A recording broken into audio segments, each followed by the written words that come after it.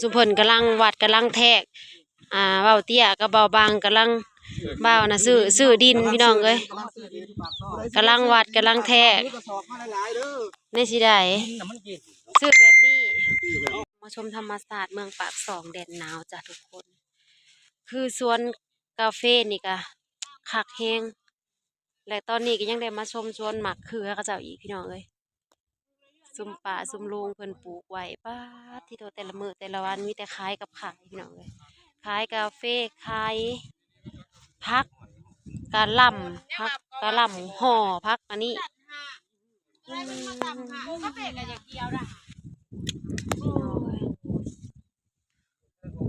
มะเขือที่ซุมเฮาซื้อกินนั่นแหละกิโลละ15 บาท15,000กิโลละ20 บาทกิโลละ15,000กิโลละ15,000จ้ะ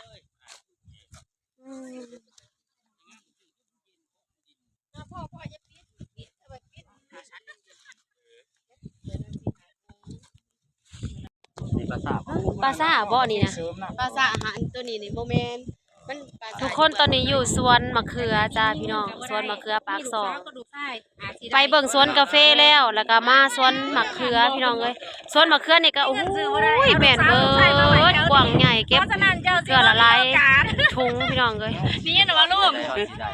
สวนเบาเตี้ยบ่ใช่ก็มาวัดเอาลูกเอาเมียกลับมาทางพี่เด้อตายหาแถวนี้เลยบ่ได้แม่นสิได้มาแต่ร้องเพลงได้มาเก็บฮอดมะเขือขายแล้วก็สิมาเป็นอันนั้นลูกไผ่ทั้งพี่พ่อมาจักสิมาเป็นลูกอันนี้ลูกเคยเคยทั้งพี่เลยเด้อดาเป็นเคยล่ะลายแล้วเดี๋ยวนี้ไม่เฒ่าร้ายขึ้นนี่ก็ดาอยากได้บักน้อยๆนะเป็นลูกเคยเก็บกาแฟเพิ่นว่ากิโลละ5,000ย่างน่ะมันว่าบ่ว่าอยู่เนาะมะเขือเฮาเลยหยุบเจ้าก็ขายมันจะมันมาโลเท่าใดบ่แม่โลเท่าใดนะขายอยู่พี่นะโล15,000จากสวนอยู่ในสวนนี่ไปส่งเขา15,000เอามาคือซ้ำกันซะ15,000ซุมเฮาซื้ออยู่พุ่นก็15,000หากบ่แม่นโลบ่ครึ่งโลบ่จักซะบ่แม่นจริงบ่เต็มบ่เนาะบ่โลนึงอันนั้นแม่นโอ้เฮ็ดโล15โล20สรุปแล้วคันอยู่นี่15อยู่พุ่นโล20ถือบ่ดีแม่นหรือบ่ครึ่งโลบ่ครึ่งทงยางได้20อัน15,000น่ะเขาจะครึ่งโลอันโลนึงน่ะเต็มทงยางบ่บ่แม่นเจ้าไปถึงโลนึงเต็มท้องยางหิแสดงว่าครึ่งโลซะอันนั้นนะครึ่งโลน่ะ15,000แสดงว่าโล30กระสอบดินน่ะแสดงว่าโล30,000อยู่บ้านเฮาก็เจ้าก็สิซื้อโล30เนาะเขาเจ้าสิขายโล30กระสอบดินบ่หาอันกระสอบใส่ดินแม่เอาเห็นกระสอบได้หั่นมันขาดบ่มาเนี่ยใส่อีกบ่ให้ซื้อบ่บ่ซื้อดินอยู่ได้คำตอบนึงนี่ทิ้งใส่กระบะรถเมื่อกำลังปรึกษากันเดี๋ยวนี้ดาวันว่าอยากซื้อดินเตรียมทงยางแล้วซื้อเอาจากไร่จากยังมันบ่แม่นเป็นตอนเป็นไร่ได้เดียวนี่นะสิซื้อเป็นถุงซื้อเป็นอันขี้ดินคุดเอาเป็นแปลงเพราะว่าเป็นดีใจว่าเราสิซื้อเป็นแปลงหมู่เราดีใจน้ำเพิ่นว่าเพิ่นสิซื้อเป็นแปลงยินดีด้วยนะกำลังยินดีบ่ถือทงยางมาตอนเราเจ้าของที่เพิ่นบ่ให้ซื้อซ้ำเพิ่นให้ฟรีเพิ่นว่าก็เลยเอาจากทง1 2ทงนี่แหละก็ไปเติมอีกบาทแม่นพ่อเก็บแล้วขนาดอุ่นตู้อุ่นต้นอยู่เอาตอนนี้เลยน่ะบ่ไอ้บ้างไปฮักเอาท่านตะวันจะไว้ว่าเบาแก้มทางมันสิลงหญ้ามันงามมันมีสีสันสิลงหญ้าเนี่ยมันสิเอาไปปลูกไม่เคยไปหาเอาไหนมันไปหว่านก็ได้บ่เพื่อสิได้นายนั่นเอาลำมันน่ะมันป่งเอาลำป่งกับปลูกบ่เอามันป่งต้นมันป่งมันป่งแตกขึ้นมาคือมันต้นนี่นะหอมบัวหอมยังกับแพงใดบ้านเฮานะบ้านนี้เฮาสิมาเอาท่านตะวันเมื่อปลูกบ้านนี้จะแม่นเพิ่นกิโลมิติเนี้ยอยากได้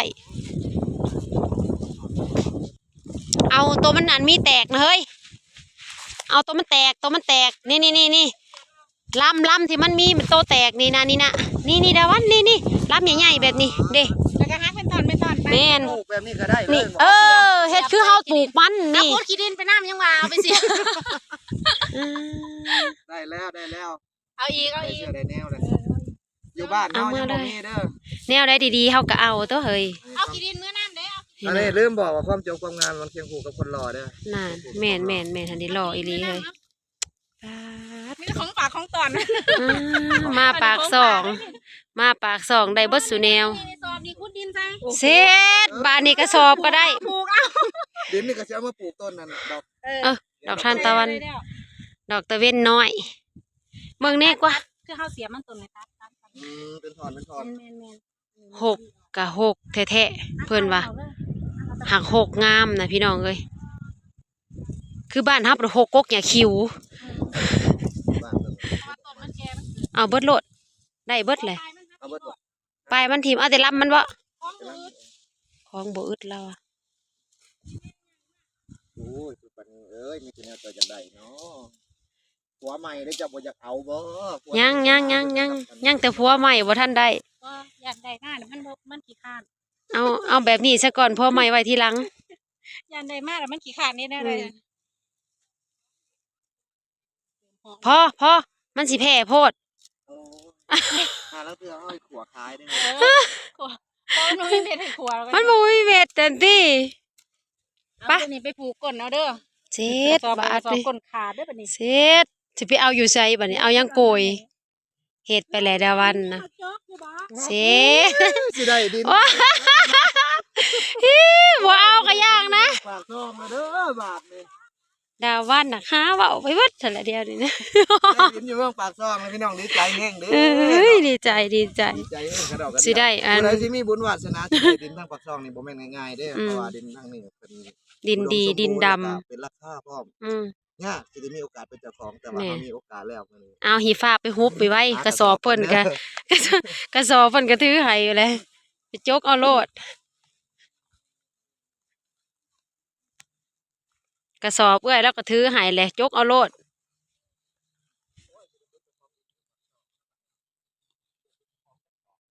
กว้างใหญ่ไพศาลพี่น้องเอ้ยคืออันนี้คือ มันก็จะอยู่ประมาณอยู่หัวภูหั่นนะพี่น้องมันก็เลยเป็นแบบนี้เฮามาพอเฮามาใกล้ๆมันก็จะเป็นแบบ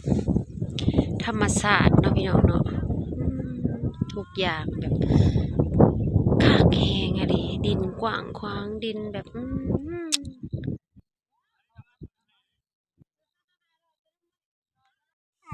จะแม่นซุมเพิ่นอันอยากห่างอยากมีอยากร่ำอยากรวยพากันมาหาเอาดินเอาหญ้าอยู่ปากซอง พี่น้องเอ้ย มีโอกาสบุญวาสนาสิได้ซื้อดินวันแล้วบ่ได้ซื้อ ฮอดบ่ได้ซื้อเพิ่นให้ซื้อ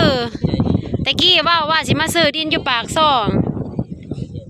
บ่แล้วเพิ่นผัดใจดีเจ๊ใหญ่ใจดีให้ซื้อๆบ่ได้ให้ซื้อจักบาทเลย ว่าแต่แบกขึ้นรถได้นะเดียวนี่นะ บอกง่ายๆคือกระสอบมันทำได้เอาทำนั่นแล้วนะเอาบ่ได้โลภโอ้ยเอาบ่ได้โลภโอ้บ่ได้ถูกครับผมงามผักได้ จะแม่นซุมเจ้าพากันอันต้นอาหารซองเด้อหาเด้อสอบใหญ่นะ ในท้องเอาได้กับแมงพูดน้ำในท้อง ต้นอาหารหนึ่ง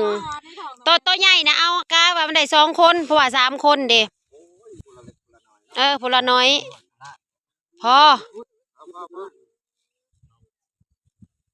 เอาจักเอาประมาณผู้ละ100 ล้านก็พอ เอาอยู่ประมาณน่ะ อย่าพาวยังวะเอาอีกก่อน2 คนเพื่อแบ่งเจ้ามาถอกออก ไอ้บ้านเจ้ามาถอกออกอยู่เฮือนเจ้าแล้วเจ้าก็ให้เฮา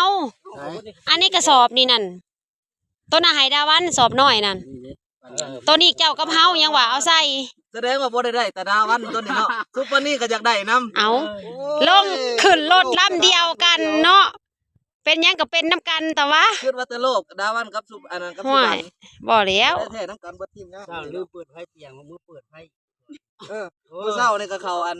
อยากก็เข้าห้องเห็นไผแสงสีอยู่ในพื้นเตียงงามๆแล้วก็เปิดไผได้แล้วไป กลับมาเปิดใหม่อีก เอ้ย ไม่ เจ้า น่ากระจกได้เปิดจัวในห้องน้ำนะ เฮ้อเฉพาะเอาแม่น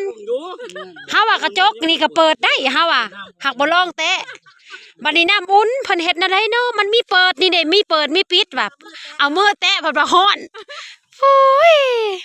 คักได้เท่าใดก็เอ้ยขึ้นเท่าใดบ่หน่อย มาล้างมือยัน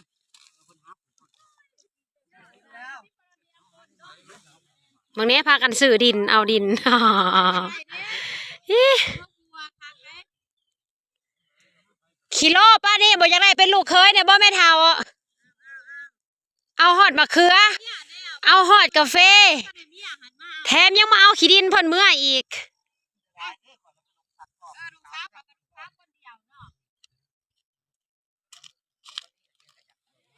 เอาก็สิได้ดินผู้ละประมาณนี้แหละพี่น้อง อ้าวพลจอกอิตาบางวะ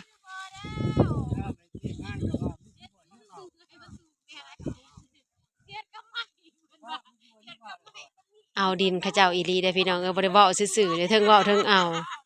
เทิงเว้าเทิงเอา มีแต่ผู้อื่นอยากได้ เทิงเว้าเทิงเอาสิว่าได้ซะ คนอื่นน่ะเขาเอาดินซื้อซุปมานี่น่ะเฮ็ดแท้เลย เฮ็ดแท้ก็ได้อีหลี แท้เลยเนาะ เฮ็ดแท้ก็เอาอีหลีได้เว้าน้ำเฮ็ดน้ำเนาะได้ผู้เฮ้ยไปล้างอยู่ผู้